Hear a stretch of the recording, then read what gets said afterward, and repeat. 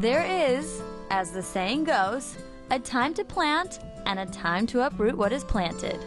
However, without the earth, there is no harvest. And here at Amber Waves Farm in Amagansett, what lies beneath your feet is known as Bridgehampton Silty Loam. Bridgehampton Silty Loam is this phenomenal soil that we have here on the east end of Long Island. It's this beautiful mix of sand, silt, and clay that's highly fertile, completely rock-free, glacially deposited here more than 10,000 years ago, and makes for some of the best farmland in the country. I feel like the history of the land is like in the soil. Yeah. People have been farming here on eastern Long Island for 400 or 500 years. We feel so lucky and fortunate to be on this beautiful space. And then when you're working outside, you're part of the cycles and the seasons. Farming's a lifestyle, so you kind of take on the seasonality of what you're doing every day. Founded by farmers Katie Baldwin and Amanda Merrow, Amber Waves produces organic, environmentally sustainable food on 15 acres of land.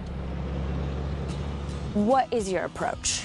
We think of Amber Waves Farm in 3 pillars. We're an educational farm, first and foremost. So how many different varieties of fruit and veg do you grow here? We are doing about 300 different varieties of mixed fruits and vegetables. This is 4,000 kale plants that we're looking at right here. 4,000? We just can't grow enough kale. Amazing. I just want to whip up a little salad right now. Amanda and I came out of an apprenticeship program, so we want to teach new farmers how to grow food. We want to bring eaters into the field and feed them. And the idea is just to interact with your food.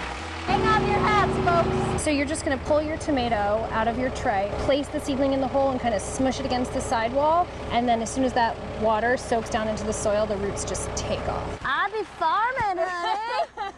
I be farming.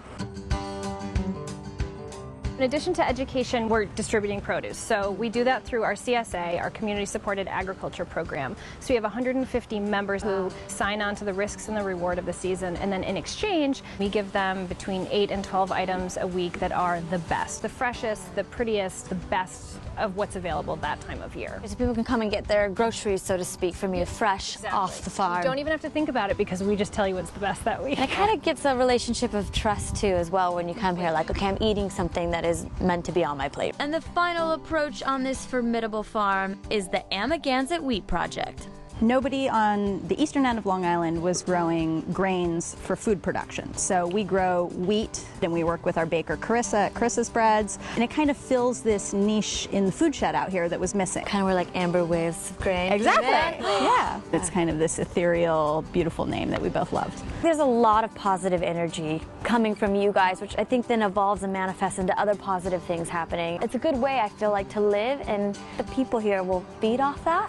You put good intention into the soil, which puts good intention into the food, which puts good intention into the people, so it is all linked. And so too is the fruit of the earth to the fruit of the vine.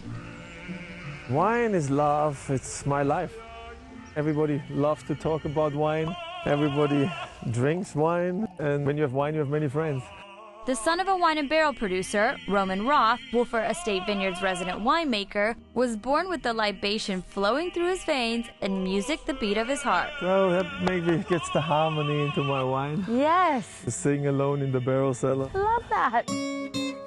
And while the melodies are all Romans, the flavors he and his team are creating are distinctly Sagaponack, Long Island. Do you feel like the climate here in the East End actually really helps produce the best wine? Every climate in the world has wonderful things and has difficult things. But when you really squeeze out the essence of your terroir, of your vineyard, that's when you certainly taste the difference. What is that word you just said? Terroir, that's the French way of pronouncing it. It's everything coming together, the unique location, the unique climate, the personal touch that you give to these grapes, to this land. Is every region then producing a unique wine?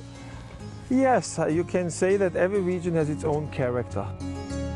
So how would you describe the taste of your wines? I like to celebrate acidity, so there's a freshness, an esprit, a usefulness. And if you combine that vibrancy with ripe flavors, then I think to me that's what's the best wine you can make. Powerful wines that still dance on your tongue. So. Dancing and singing, honey. Exactly. We're on the same page, Roman, you and I. And while you can talk wine until the cows come home to graze, it's always better to sample the goods. On guard. The Hamptons at its best. Ala wale. There we go. Ooh. To earth in a liquid form. It's a good toast. Cheers. Yep, it's good stuff right there.